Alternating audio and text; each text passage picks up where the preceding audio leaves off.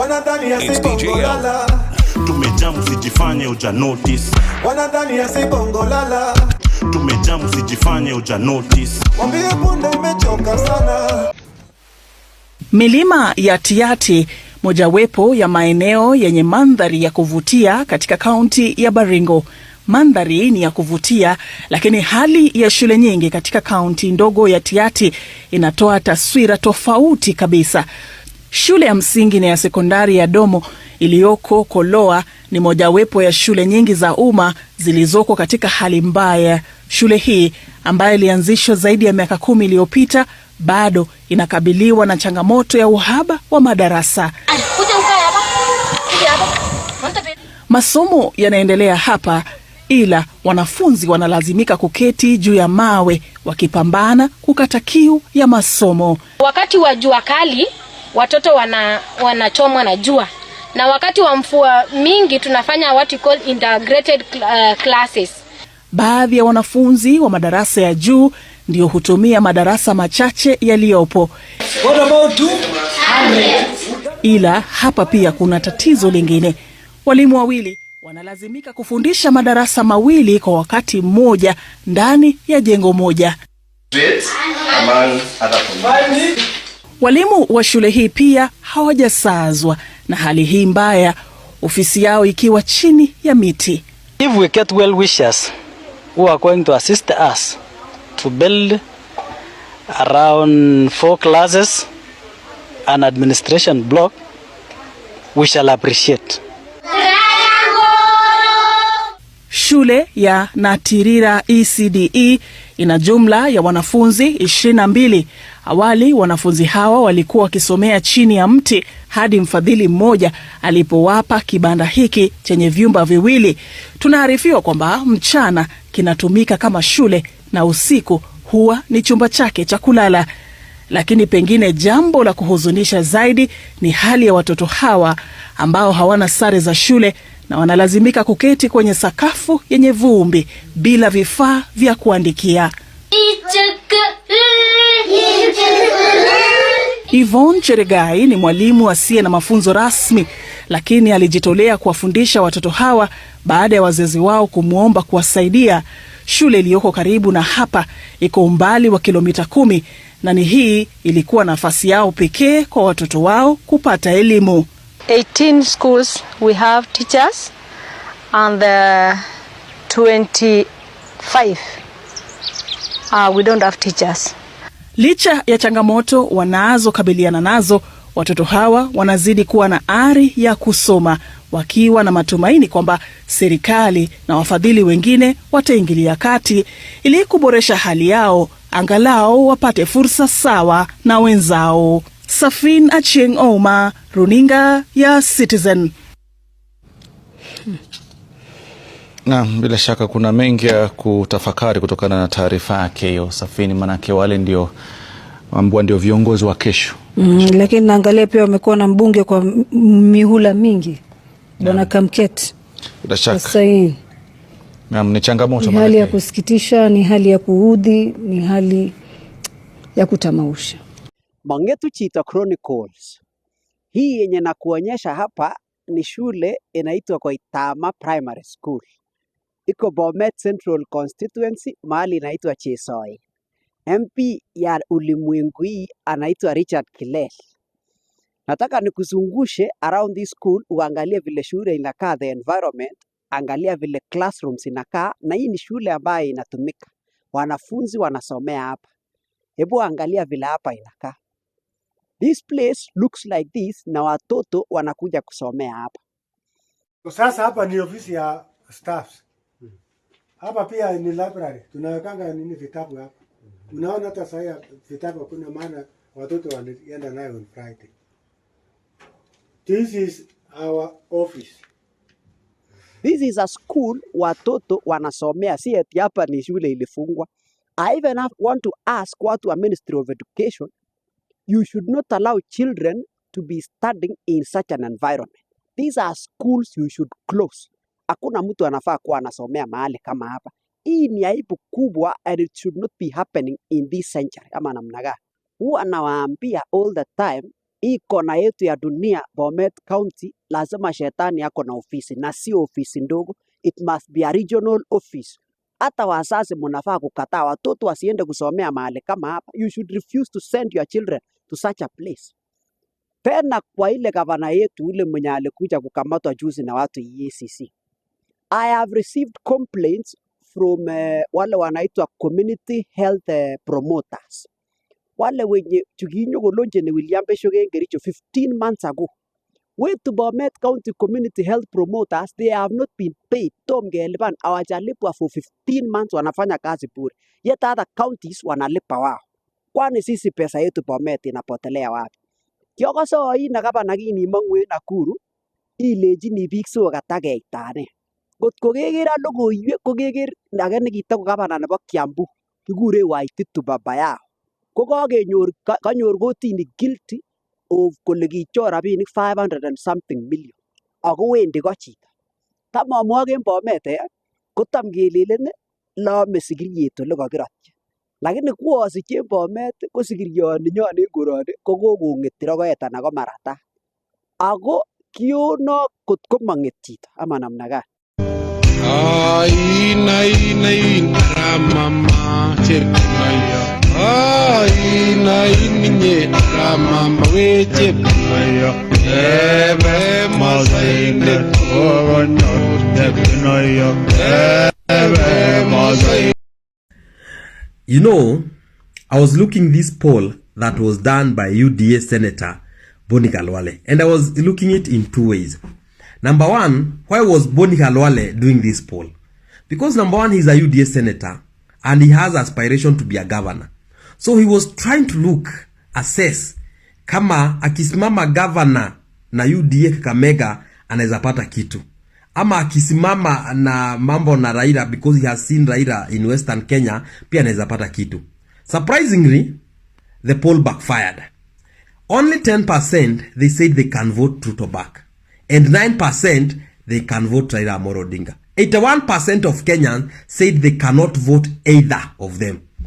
And the people who participated, when I was looking 6 hours ago, there were 43,000 Kenyans who participated in this. I'm sure Boni Khalwale penyako aliambiwa, delete that thing. Delete it by maybe the two of them. Why am I saying this? Tulikutana na mkosti mmoja leo nilikuwa Industrial. Akaniambia, Majuis, Kenya ya leo imebadilika sana. Na sijui kama wanasiasa wanajua. Hawa watu ambao watakuja na ile kasumba sijui ya hii kabila ishikane na hii, watapigwa na Butwa. Na Butwa amekaa mahali kwa kona akingoja kuwapiga. And I want to tell people, by the way, this is the issue of this tribe and this tribe, my friend. If you are a Kenyan and you are pushing that, my friend, you are the biggest fool. Because mimi nimesikia hii narrative, I haven't participated in it. I'm guilty. That wakikutu tunataka kumalizwa. I'm guilty. Wakalenjini kuna watu wanawapangia. Mimi nataka mkikuu mmoja aniambie leo hii ile kabila ambao inawapangia kuwamaliza. I have very good friends here on Facebook wenye wanaweza nichangia pesa nipate bus moja tu. Nichukue each county in Mount Kenya 10 people, 100 people, niwapeleke in that region kwa that super tribe that inapanga kuwamaliza. My friend, you will feel pity. Kama hata ni Ruto mwenye anataka kuwamaliza, my friend, I can take you to his village in Sugoi. Muambiwe hasa hao watu ndio wanapanga kuwamaliza. Mutarudi pale Eldoret, mufanye shopping, mpelekee watu. Muwapelekee msaada. Because walimalizwa na poverty kitambo. Poverty finished those people. This is an example of a primary school in Sugoi. Na hao watu ndio mnaambiwa wanapanga kuwamaliza. How? These people walisha kitambo. Kenyans, when will you open your eyes? These politicians and their families, they live like kings. Yeah? Na kazi ni kuambia hawa wanataka kuamaliza. Poverty is killing this country. Poverty is killing Kenyans. Are we not ashamed as a country that now the statistics that came out, 21 million Kenyans, they don't know where their next meal will come from. Another 20 million Kenyans, they don't even know if they are watapata kazi kesho ama hatapata. Are we not ashamed? Ati mtu anaingia hapa kwa page yangu anaambia nyinyi wa Kikuyu, nyinyi wa Jaruo, nyinyi wa Kalenjin. Are you stupid Kenyans? What is wrong with you? What can't you see the bigger problem? Yeah? The bigger problem is not the commoners like me. It is those politicians who come. Sisi tumesema kama Wakikuyu, sisi tumesema kama Wakamba, tushikane na wale kama. My friend, that is the narrative that we don't hear kabisa. We would rather not get seats. But any person who will come with that narrative, as the young people, my friend, lazima tupige break. Because if we continue with it, tuingie kwa hii msitu tena na hiyo narrative, my friend, we are finished. The only narrative we want to hear is a person who will come with an agenda. This is how he's going to do things. But see Kabila, my friend, yani nimechoka na hizo ujinga kabisa. It is so tiring. Because I know the truth. It's not true. Poverty is finishing Kenya. Na kama mnadhani ni uongo, I'm ready to do that for you people. Kalia hiyo kiti vizuri. Second term utaingia. Second term utaingia rais kama stima. Andolende kwa nani ya? Lenye nyoni. Na wakicheza rais, unajua mimi natoka kaunti ya 24. Kaunti ya Baringo sisi ndio tunajua mambo ya 24 years. Sisi ndio tunajua kwa manufacture rais akae 24. So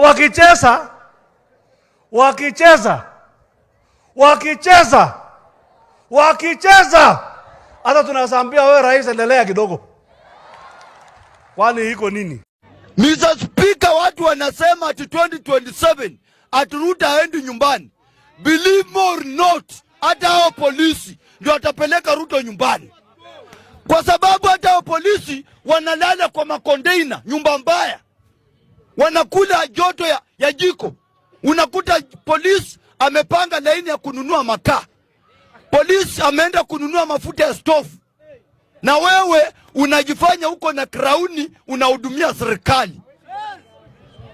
Sisi tangu Kenya ipate uhuru ndio tumeona president ambaye ameingia anaguza polisi. President ambaye ameingia anaguza jeshi. Hizo ndio vitengo hii Kenya ufai kuguza. Polisi, education na afya. In a rare confession that government was behind the recent spate of abductions, Tiaty Member of Parliament William Kamket has justified as reprisals and repercussions on abduction of government critics. Here is Kamket speaking in Baringo. But now when you say that Ruto must go and you want to use unconstitutional means, what do you expect from the state? We expect what they call reprisals. What did I say? Reprisals. You expect what you call what? Repercussions. So the little noises you hear about some people have been arrested or abducted, those are repercussions of trying to overthrow the government through unconstitutional. Penye Amerika, president akienda tamu moja, na wale wanaona ameenda hajafanya mzuri, anaenda. Hata hapa Kenya, tunataka to make historia 2027 na dunia mzima ijue na mataifa yote ijue ya kwamba Ruto is a president wa tamu moja, anaenda nyumbani. Apende asipende, jua iwake isiwake, anaenda nyumbani. Ambia baba.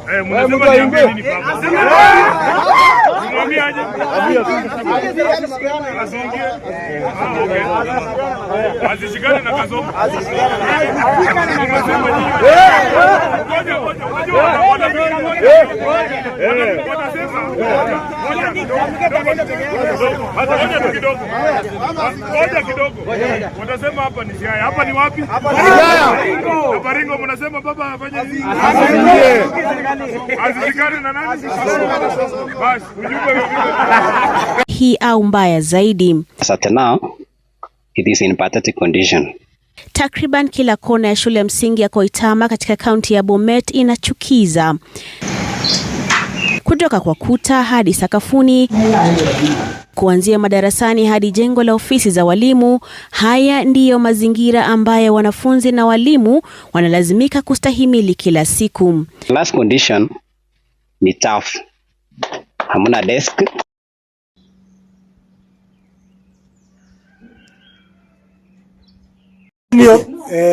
Sasa hapa ni ofisi ya staffs. Hapa pia ni library. Tunawekanga nini vitabu hapa. Unaona hata sasa vitabu kuna maana watoto wanaenda nayo on Friday. This is our office.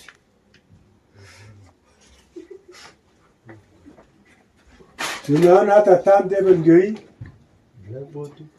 Management you can go and catch that. Little management is over. So it's very low. You can just stop.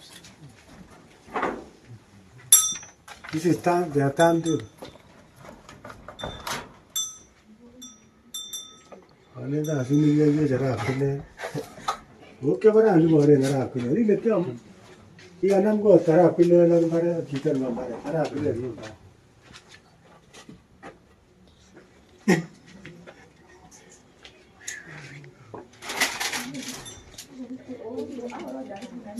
What's up? Why didn't you me long?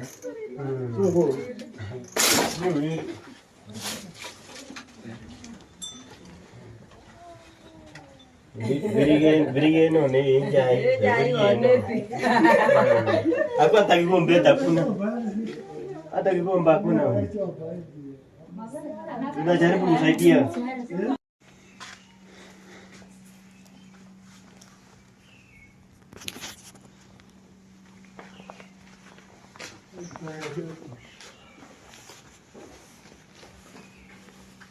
Obviously, everybody knows, it's in the public domain, that the chair of budget, or the MP for the area, is the best performing MP quite a few times, and that's in the utilization of CDF. So when I saw it was posted on our wall, I said, you know what, my team is, even though we have NGAF, it's a completely different mandate, we should come here and learn from each other. And I've learned a lot, especially, I mean, for me, I think every MP in Nairobi should really look into this model because, one, you bring the fee down to 1,000 shillings, so it's affordable.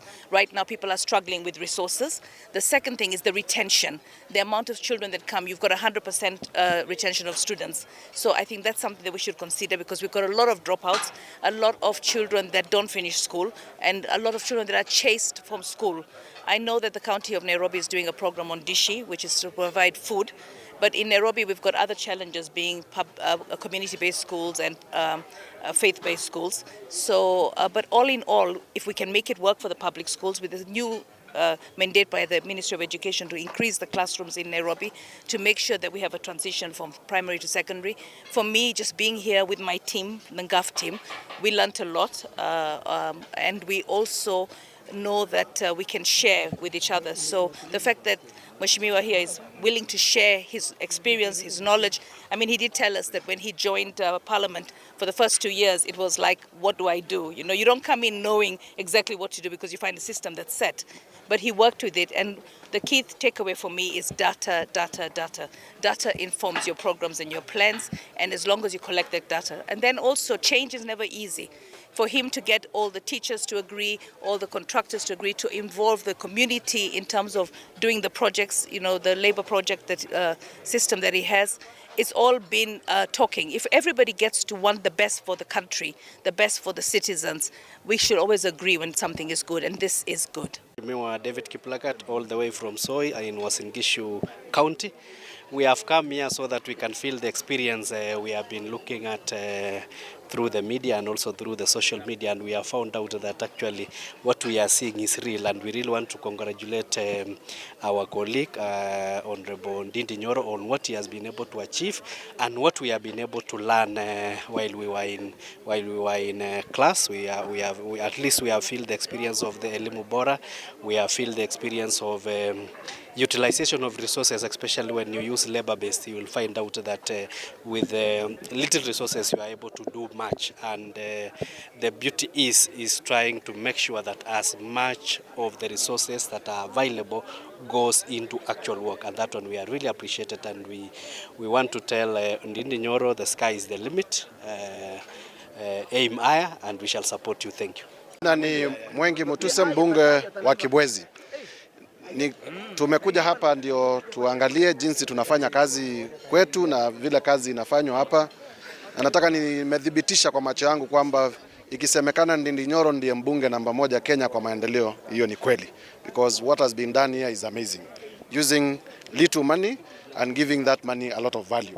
And that's what we want to take to our constituency, to take to the rest of the country, that you can use your money and use it very well. You do more development using the same resources, because ukiangalia issue and the amount of money that has been used, mahali kwingine, the same amount of money is being used to do very little work. So the biggest lesson that we take from here is that you can use creatively the little money that you have, and you give a lot of value with that money. We take home the Elimu Bora program, mambo ya labor-based, very good. We are trying, but we are taking home the Elimu Bora program that we want to try. And just to tell Kenyans that future elections will be based on development track record. Future elections, historia ya kupigia watu mastori mingi na hadithi inakwisha na hii muhula. We will be asking people, what have you done for your people before you seek elections? Kwa Mheshimiwa Dede Nyoro kusoma juu ya elimu bora. Unajua kule kwetu Thika mjini watoto ni wengi sana, na ukiangalia hawana school fees ya kusomesha watoto. Nilikuwa tu nakuja kuangalia vile amefanya, ikawafanya watoto waweze kusoma vizuri na wazazi walipe pesa kidogo sana in terms of per term. Na nimesoma na nikaona hii program pia mimi naenda kuimplement huko Thika, ndio watoto wangu wale especially wa day schools wao wanakula shule, na wazazi ni wapunguzie karo ya shule itoke vile wanalipanga between 15,000 11,000. I make sure I'll be able to reduce by half, wao wanalipa 6,000 ama 7,000, ndio tuweze paia, ndio tuweze kusaidia watoto wetu vile wanalipanga. So per term wao wanalipa 2,000, na itawezekana. Watoto ni wengi lakini inawezekana, ndio to make sure future watoto wetu tumeiangalia vilivyo. Tumekuja hapa benchmarking na tumeona ni vizuri, kila mtu ako na program ile imemleta hapa. Yangu kabisa nimeletwa na elimu bora. Asante. We are very grateful today to have hosted our colleagues here in Kiharo. This primary school is called Nyakehai Primary School. It is one of our public primary schools, and we are glad about the work that we are able to do over the December holiday. We basically hosted our colleagues because we keep learning from each other. I learn a lot from interactions with my colleagues, members of parliament. I also visit their constituencies, and we were glad today to also host them for the same exercise that we always do as members of parliament. So basically, this one we call it peer-to-peer learning, because there is no one who is more superior than the other, but we keep on learning. The successes of this one, we learn from the success of the other one, because after that then Kenya becomes a much better place. As I come to the conclusion, mimi nashukuru sana kwa sababu kwa yale mambo ambayo tumeweza kusoma leo ni mambo ambayo tumeweza kufanya hapa Kiharu. All our public primary schools which are 112 zote ziko na tiles. Tumeanza shule zingine kama 7 shule za day schools. Pia tuko na masomo bora program here in Kiharu where learners pay only 1,000 per term, and I am glad that that program is being adopted by many constituencies. And to cite even one is, for example, Kipipiri constituency, even Kiaba, Thika town, and all the others who have come here before, and they are already implementing those programs. So today, tumefurahi sana kwa sababu Kenya yote iko hapa. Tuko na rafiki yangu from North Horr, that is in Masabit. Tuko na Kibwezi, Kibwezi. Tuko na Madera County, Uasin Gishu County, Murang'a County, Kitui County, Kamalafi constituency, hata hapa Murang'a, even Nairobi County. And we are glad because when leaders we start now actually competing on development, the head gainers are our bosses who are the people of Kenya. Na nikimaliza hiyo, niseme kama chairman wa budget, we are working around the clock to make sure that NGCDF resources and funds are released hopefully this week or next week, so that learners can be able to be capacitated through NGCDF via bursaries to join various schools and also to report in their ongoing schools. So nataka nihakikishia Wakenya wote ile maneno tunaangalia sana ni vile tunaokota pesa kama kodi. We prioritize NGCDF because it goes a long way into supporting learners in regards to bursaries. School only. There are indeed numerous other schools in similar or worse conditions across the country. As at now, it is in pathetic condition. Just about every corner of Koitama Primary School in Bomet County is falling apart. From the walls or what passes for them to the unscreeded or unfinished floors, the classrooms to the administration block, this is the environment in which learners and teachers spend their daytime. Madarasa ni chafu sana. Na watoto hawawezi wakakusoma. Hawawezi. Class condition ni chafu. Hamna desk. Then mwalimu hawezi akafunza ikiwa class ni chafu hivyo. These schools are a snapshot of what bedevils the provision of basic education in the country. Should railaodinga work with President William Ruto? That's a good question. That should he work with William Ruto? Work on what? The conversation should not be about which person gets what position. It should be about what are the issues that affect our people. Our political conversation should be about how to make the lives of the people better. Tazidi kuongea kwa niaba ya Kenya. Nianze wase mkufiti manze, unajua history ni ngori. Youth hapa mtaani hatuna ma ID ni kitu ya maana, tunafaa tukue nayo. We as a Gen Z, we've talked, we've marched, we've fought for change. But what is all this if we don't show up where it matters? We the Gen Z are the pulse of this country. The future is in our hands. Lakini bila ID, that power is not. Hii ID is more than just a card. It's the key to opportunities. Ni ufunguo to freedom, the change we have been waiting for. Why is an ID important? It is because you cannot vote without an ID card. So if you don't have an ID card, one, you do not exist in this country. As you can see, they are mocking us. What are they saying? That sisi tuko tu pale online, lakini kura ni kwa ground. Now, what can we do? Let's register for our IDs. And for you to register for your ID, you can visit your chief's office because they have all that power with them. Again, we have over 900 registration centers across the country. We have 55 Huduma centers. And then we have 360 sub-county offices. We account for about 70% of the population. That means if we vote, we get to choose who will be our leader. 2027 will be our moment as the Gen Zs. Ngoja kwanza. We work hard, we push our boundaries, but when it comes to choosing the leaders to determine our future, we are not involved anywhere. Our voices, no numbers zetu hazimati mazee. So what are we supposed to do?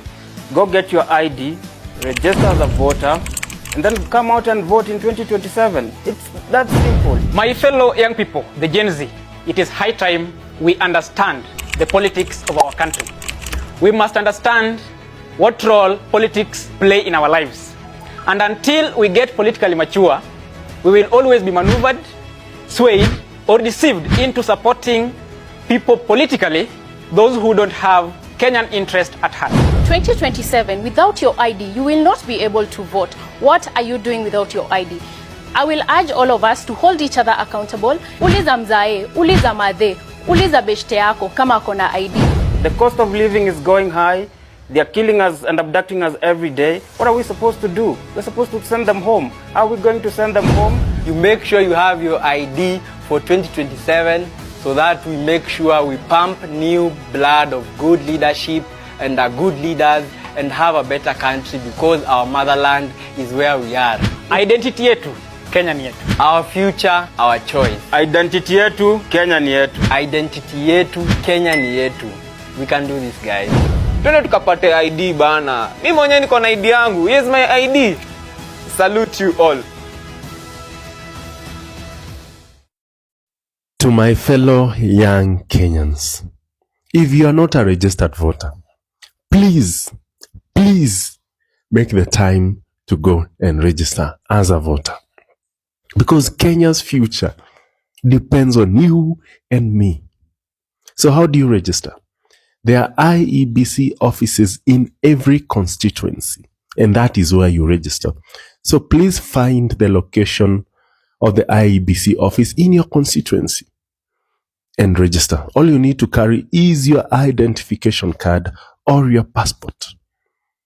There are those who are saying that Huduma centers are registering voters. Huduma centers do not have an IEBC desk as of now, maybe later. So please go register and let's prepare to save Kenya together. And for those who have registered, please go to the IEBC portal and verify your details. Please. Now, some of you are very wicked. And I don't have up to 10,000 subscribers on YouTube. Some of you are my village people. You are my village people. I will not hide mouth. All of you are my village people. You are the one that is following me. Go and subscribe to my YouTube to prove to me that you are not my village people. Thank you. Wa Kenya. Ati Trump aliweka Biblia chini akaanza kazi. Na kuna mwingine aliweka Biblia chini akaanza wizi. Nyinyi mutakujiwa. Nyinyi ongeeni tu hivyo. By the way, guys, if y'all have not realized, Trump has been a sworn-in president for less than 48 hours. But the changes he's already making are massive.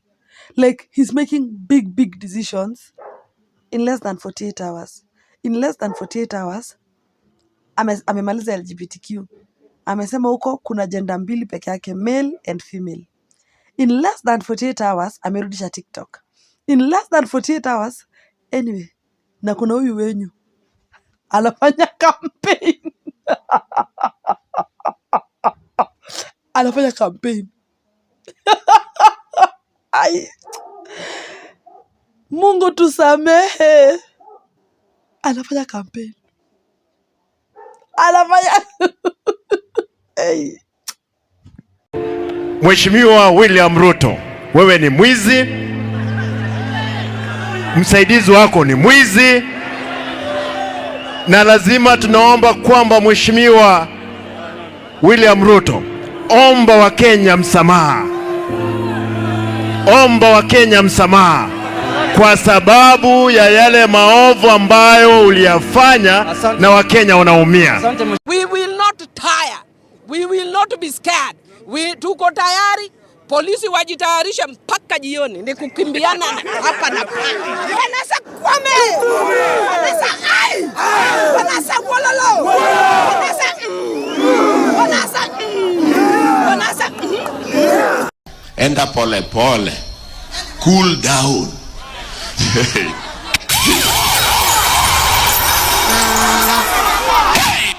We are not cooling down any soon. In fact, it might get hotter. We will consolidate. Kisungu kubwa. And after we consolidate, we will strategize. Here I come. Oh, here I come. Oh. Hello.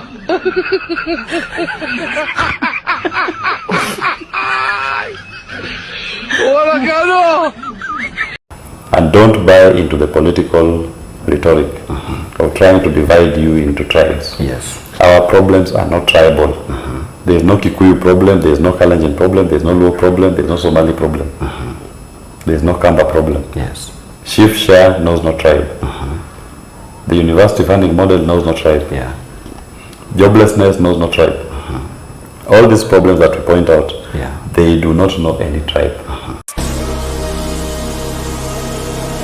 The revolution about to be televised. You picked the right time, but the wrong guy. I want to perform their favorite song, but you know they love to sue. What song? Yeah, that song. That song? Maybe I think about it. Oh no. Know what? I slow it down. Say, ladies, do me this solid. Ooh. Kusambaza hiyo message. Thank you. Fagia What? I'll take it to all the corners. You take it to the entire nation. Yes. Eh? Yes. It is a very solid car. Thank you, sir. Ndugu yangu, God bless you. fagia wote. Kazi yangu. Asante. Good luck, my brother. Thank you so much. Good luck. Good luck. All the best. Thank you, sir.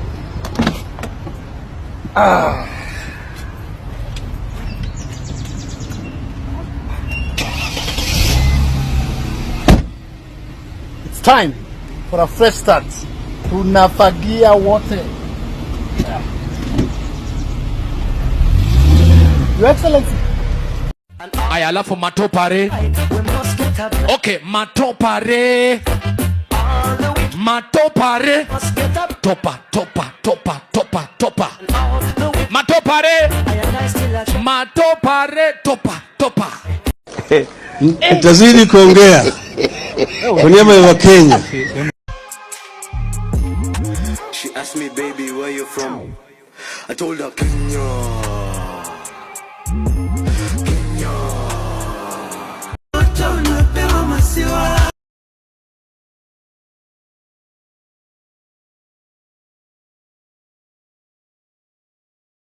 I beg of us, I really want to beg of us today, as the chair of UDA, let's stay focused to what it is we promise those hustlers.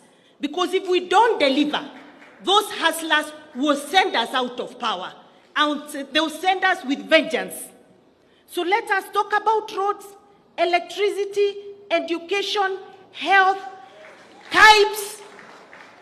Let's tone down on the politics. It is not healthy.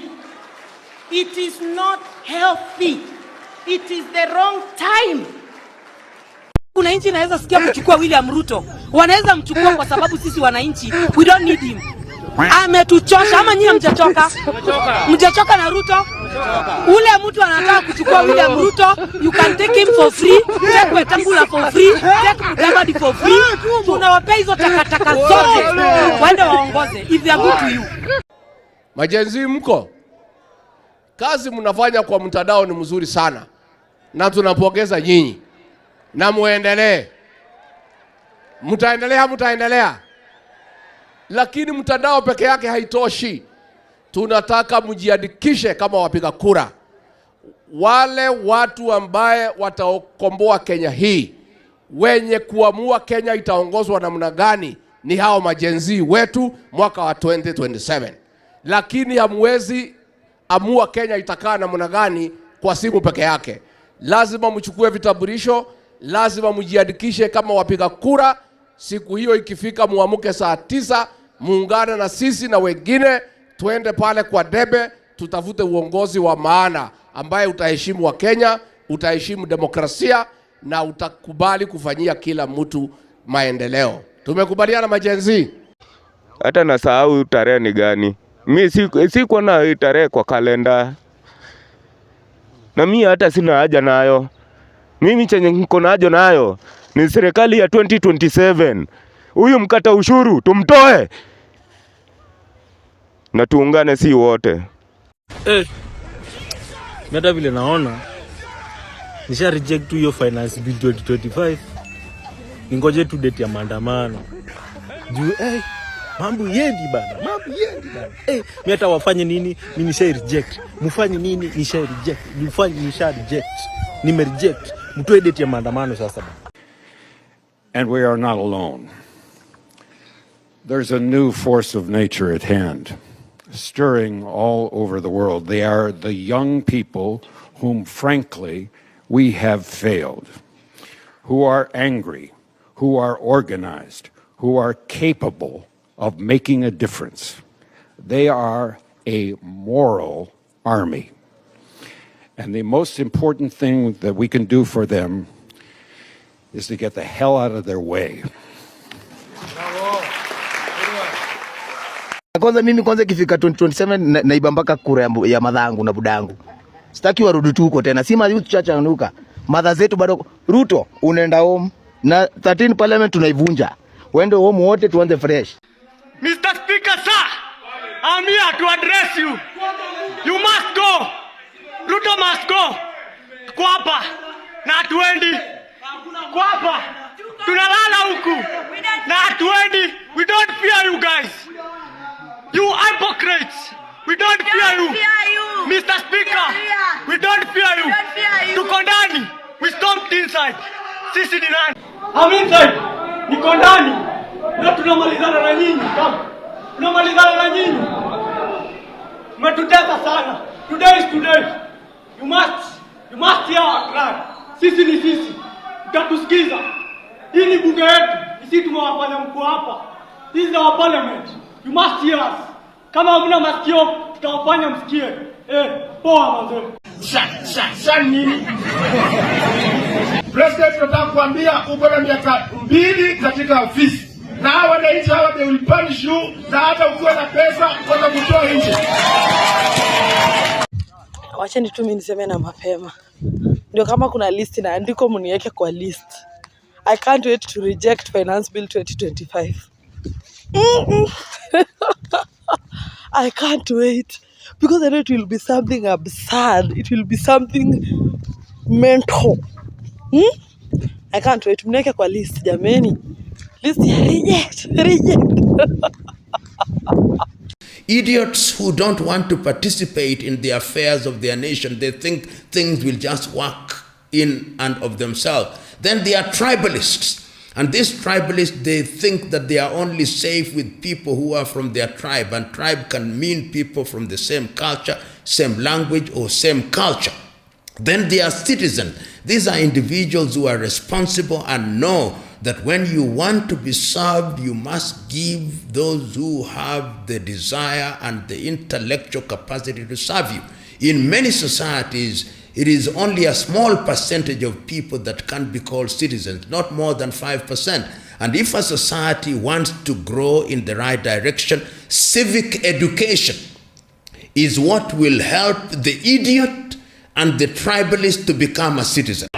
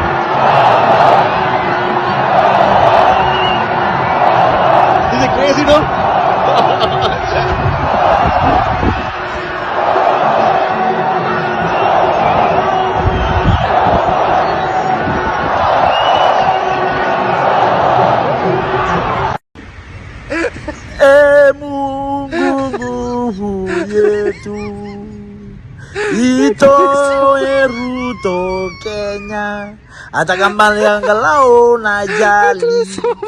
Sisi Kenya tumechoka na Ruto, maisha imekaribikia, analipisha mpaka sodo ya wamama. Pure kabisa Ruto. We don't like you, go home. Sasa tafuta kiongozi ambaye anapenda mwananchi na anapenda kijana kama sisi.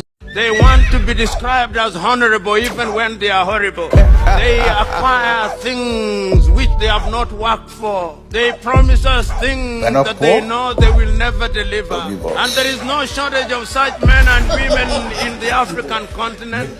Now, why do you want Ruto gone? We want Ruto gone because he is killing innocent people. He's wanting to pass the Finance Bill 2024. He's putting tax on sanitary products that girls can't even buy.